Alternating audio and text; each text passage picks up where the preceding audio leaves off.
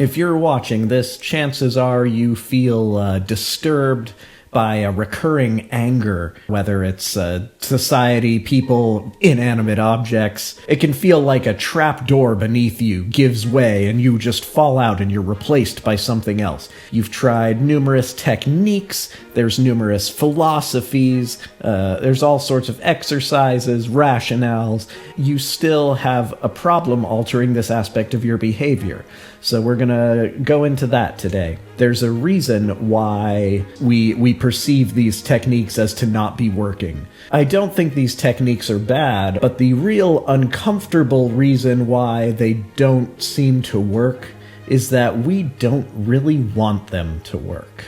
We have a term that's, we say we're triggered by something nowadays. Someone says something and it sets you off, or you see a news story, and these things are different for everyone.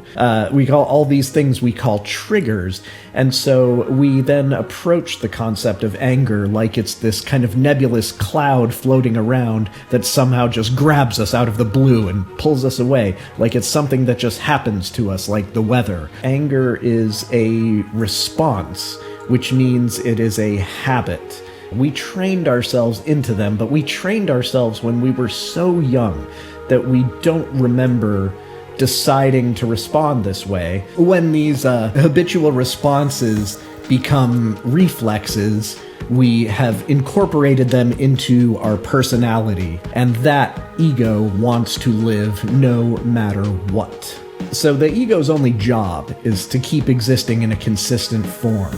And anger is a tool that it uses to do that. Giving that up, or abruptly changing that to its opposite, is your ego interprets that as a threat. We have this sort of soft top goal of being less angry, being more cooperative, but we have this secret subconscious goal that overrides that wants to keep us safe and normal. And this is, of course, behind all sorts of reasons why we find making major life changes difficult. Our interior goals of comfort and routine and normalcy feel safe, and our exterior, our surface goals of change and growth and wanting to have a positive impact in the world are seen by our more powerful internal goals as threats, so they are subsumed over and over again. Just notice how long you keep your anger going after the event, replaying it and refining it. It's not processing. That's the ego cementing itself even more into what it knows itself to be. That's actually the ego feeling safe. One of the most powerful tools it uses to do this is something I've recently started calling the prosecutor. This prosecutor inside your head has access to everything. Everything. All your fears, your contradictory desires, the things you claim you want, the things you actually want, all the index of all your worst moments. This prosecutor knows it all, and your conscious mind does not stand a chance against it in an argument. Your conscious mind that says, I can be better, I can be more moral, I should take a stand against this. The prosecutor may feel like the prosecutor is going to reward you with kind of dopamine for feeling indignant rage, and then it's going to turn on you by telling you you are a bad person for getting that angry. You are a bad person for being unable to forgive. You are a bad person for all of these things it just rewarded you for. So this is the trap. So your attempt to change becomes evidence of your flaw.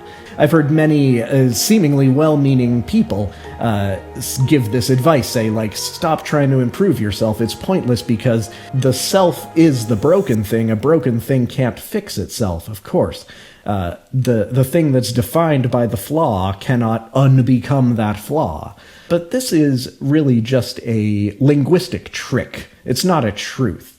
It feels airtight because we forget that language is representational rather than a fact of reality. The prosecutor is never going to congratulate you on something. And if you feel good about accomplishing something, the prosecutor is going to come out and tell you the fact that you were proud of this highlights another flawed aspect of your personality. We have this kind of tough love thing going on where we think like beating ourselves up is somehow the same thing as accountability and growth. Oh, you don't become stronger by chopping off your arm. An actual mechanism for growth and defeating or deflating this anger response is really self-forgiveness. We tell ourselves to forgive others, to look at those who made us angry when, in fact, we chose to be angry, and forgive them because they did not sign up for our path. We shouldn't hold people to standards that we don't know that they didn't consciously choose to adopt.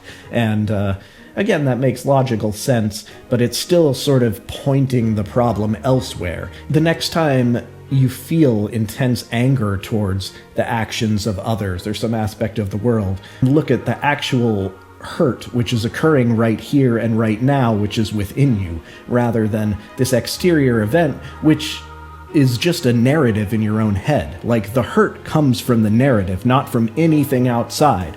It is from the story you are telling yourself. And it may be an indisputably tragic event that everyone would agree is tragic, but that's still a narrative. It feels very comforting to fall into this, oh, this type of thing always pisses me, oh, I go nuclear around this, oh, it's just me. It's like, instead, why don't we ask questions such as, will I remember this in 10 years, 10 months, 10 weeks, 10 days, 10 hours will I remember this? Will my angry response make life better for anyone or myself? How would the best version of me respond? Forgiving yourself for being human automatically opens the door to forgiving others. Nobody consciously chooses to do wrong. They are following responses that to them seem programmed, conditioned, that to them seem inevitable and unavoidable. And if you are in a moment of deeper self-reflection and can sort of look at the prosecutor with this detachment that you've now hopefully learned to look at your pain with and the pain of others with, you will see that this internal prosecutor actually isn't a person. It's not even a biological entity. It's not even a solid thing. This prosecutor is a string of habitual thoughts that you have decided has authority over you. So seeing the prosecutor in that light will hopefully allow you to stop listening to them. You have this kind of gut-level response, this kind of almost internal gag reflex against forgiving certain people, certain things. We each have our own definitions of what is the unforgivable sin. And likely we have several unforgivable sins, and we have no lack of people who are guilty of them, and people who are guilty of lesser, they'll put them in the potential forgiveness pool, and people who cross this, no forgiveness ever. So I would advocate we get rid of that line, and we endeavor to forgive all. For the very simple reason that forgiveness is not absolution. Forgiving someone is not the same as saying what they did was okay. Forgiveness is ridding yourself of the poison that person inflicted upon you. It's not changing them. It's not changing anything else. Forgiveness, like anger, like any habitual emotional response, is a habit. And you can grow and make it stronger and stronger. Forgiving others does not make you weak. Forgiving others makes you more resilient to the onslaughts of fate and fortune, and enables you to be more present to those who really need you at your best.